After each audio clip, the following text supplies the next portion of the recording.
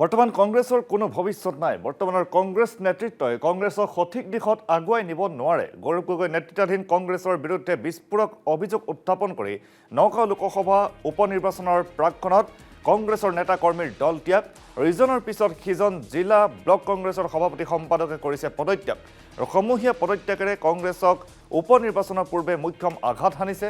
মৰিগাঁও জিলা কংগ্ৰেছৰ সভাপতি শামছুদ্দিন আহমেদ, মায়ং ব্লক কংগ্ৰেছৰ সভাপতি দীপক মেধি, সম্পাদক শাহজাহান আলী, জাগিৰোড ব্লক কংগ্ৰেছৰ সম্পাদক জিয়াউৰ ৰহমান, সভাপতি হেমন্ত ইংতি আৰু ভোৰবন্ধা ব্লক কংগ্ৰেছৰ সভাপতি প্ৰবীণ শইকীয়াই কৰিছিল দল ত্যাগ।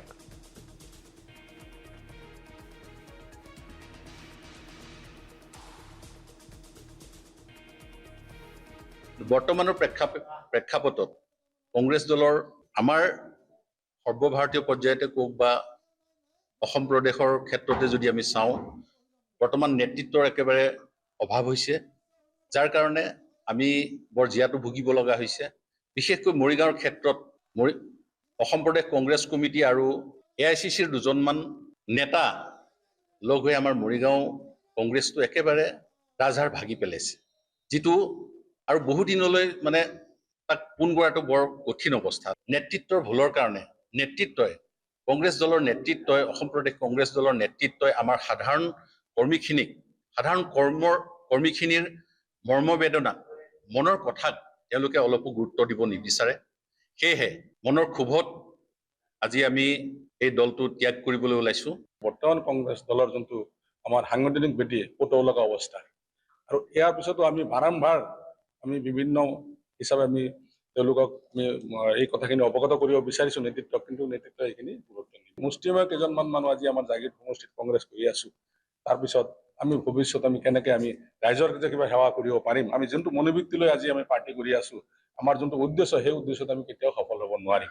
গতিকে যদি আমি ৰাইজকে যদি আমি কোনো ধৰণৰ এটা আমি উপকাৰ কৰিব নোৱাৰো, ৰাইজক যদি সমস্যাখিনি আমি সমাধান কৰিব নোৱাৰো, তেতিয়াহ'লে আমি এই দল কৰি মানুহখিনিক আবুৱা কৰি আমাৰ কোনো যুক্তিসংগত নাথাকে। সেইকাৰণে আজি আমি এইকেইজন খালী ব্যক্তিয়ে নহয়, আজি আমাৰ ইয়াৰ পিছতো আমাৰ জাগিৰোড সমষ্টি হওক, মৰিগাঁও, ইতিমধ্যে আপোনালোকে দেখা পাইছে লাহৰীগড়ৰ পৰা পঞ্চায়তৰ প্ৰতিনিধি, জিলা পৰিষদ, সন্মানীয় মণ্ডলৰ পৰা আদি কৰি বুথ কমিটি বিভিন্ন পৰ্যায়ৰ কৰ্মীসকলে ইতিমধ্যে তেওঁলোকে ৰিজাইনেশ্যন দিছে আপোনালোকে।